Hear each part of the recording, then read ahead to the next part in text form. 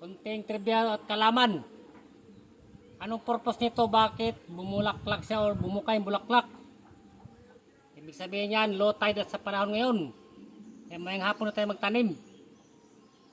Scuba po ang tawag nito na halaman. Pag low tide, tumitikyo po ito ang ano niya. Mutikom po yung bulaklak niya pag low tide. Basihan natin pagbase pag nanginhasta kalapakan pag low tide tayo kuha, pag high tide gamar tayo kuha. Ano po sa pag magtanom tag kamuti, kailan low tide para hay unod. Pag nakatulong to sa ganito mga kaibigan, nakatulong sa inyo, like, share at subscribe sa munti kong channel. God bless us all.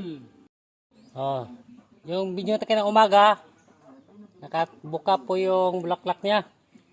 Ngayon ay nakatikom na po yan. Ibig sabihin, low tide. That's time na magtanim na tayo. Kasi yun ang mga tradisyon ng sinaunang mga tao na nagtanim, mga sinaunang magsasaka. Para maraming unod ang kamote. Kailangan low tide ang pagtanim.